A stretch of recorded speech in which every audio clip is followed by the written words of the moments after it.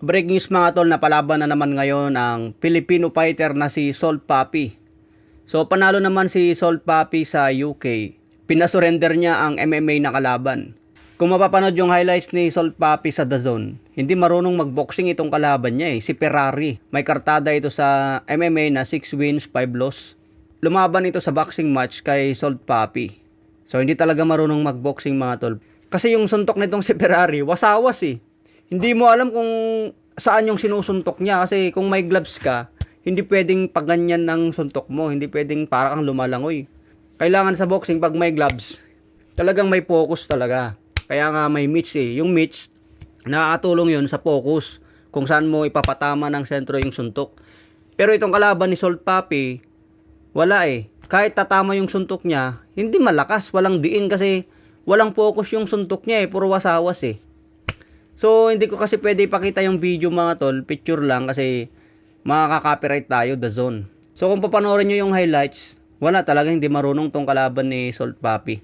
Kahit sabihin natin na MMA fighter, dapat yung mga MMA fighter magagaling din Kasi mixed martial art yan, dapat marunong ka manuntok, sumipa, ground, jiu-jitsu, halo-halo yan. Pero kapag lumaban sila sa boxing, ang pangit nila sumuntok. Hindi naman lahat, pero itong kalaban ni Salt Papi kasi, ang pangit niya sumuntok lumalangoy. Kaya makikita sa video, tinatamaan din niya si Salt Papi Dito, tinatamaan si Salt Papi dito. Pero hindi niinda ni Salt Papi kasi nga, wala nang power yung suntok niya. Kahit matama man sa mukha yun, hindi na malakas. Hindi katulad sa mga suntok na kahit snap lang, pwede kang ma-knockdown kasi nga sentro nakapokus yung suntok Pero itong kalaban ni Papi, kahit makatama ito, wala. Dadaplis lang. Hindi makagrogi ba. Although masaktan ka rin, pero yung tipong knockout, yung di ka na makarecover, mahirap kasi yung suntok niya pang ano lang pang amateur. Hindi rin pang amateur kasi mas magagaling pa sumuntok yung mga amateur kumpara dito.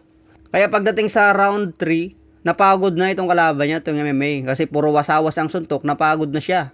So hindi na pinagpatuloy yung laban kasi dapat ang laban nila hanggang round 5 Pero end of round 3, hindi na lumaban itong kalaban na si Ferrari. Nag-surrender na sa corner. Kaya panalo si Salt Papi via TKO sa round 3. Via surrender.